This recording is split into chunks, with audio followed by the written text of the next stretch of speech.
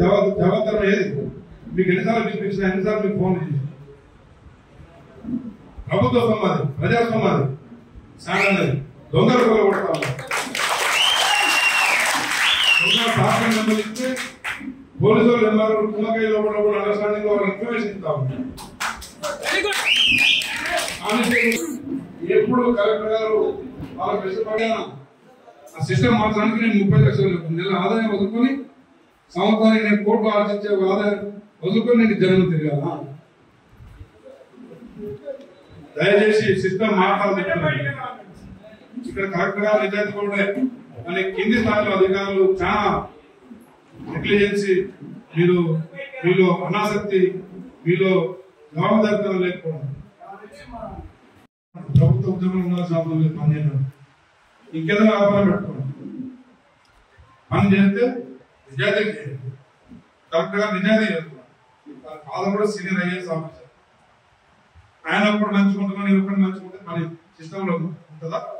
కేవలం మీరు ప్రజాపాలనని సభ పెట్టుకుంటూ పోతే అయిపోతుంది. మైక్రో లెవెల్లో నిజంగా సమస్యలు ఏముందో డిస్కస్ చేయాలి. తాపత్రయం ఉండాలి, ఆవేదన ఉండాలి, పేదోళ్ళ గురించి కన్సర్న్ ఉండాలి, ఒక హ్యూమన్ కన్సర్న్ ఉండాలి, మానవ దృక్పథం ఉండాలి. ఏదో ఇంకా సర్వీస్ 3 సంవత్సరాలు ఉంది, ఇంకో 6 నెలలు ఉంది అని దోపిడీ చేసుకుంటున్నారు. ఆ చిన్న కూడా ఏమన్నారు ఇంకో 3 నెలలు వింటున్నట్టు ఒక్క మాట విన్నట్టు ఆయన దగ్గర నుంచి వందలాది డాక్టర్లు మొబైల్ పోతుంటే నాకేం తెలుసు, మా కలెక్టర్ నాకు చెప్పలేదు.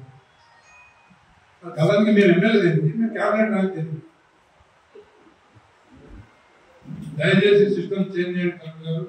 కింద ఆఫీసర్ జవాబుదారితనం టోకెన్ ఇవ్వాలంటే ఇవ్వాలి.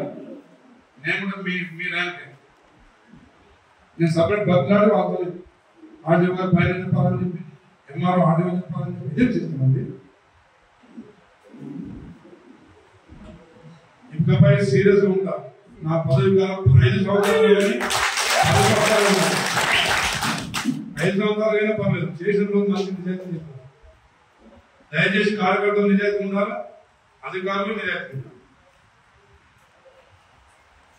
కాబట్టి అన్నారు రేపు శివరాల జయంతి కూడా మీ బలాన్ని, మీ సత్తాను, మీ భక్తిని, మీ దేశభక్తిని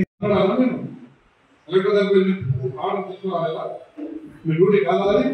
కలెక్టర్ గారు నాకు చెప్పాలంటే నువ్వు చెప్పదా మీరు 2000 దొరికే ఇసుక 6000 7,000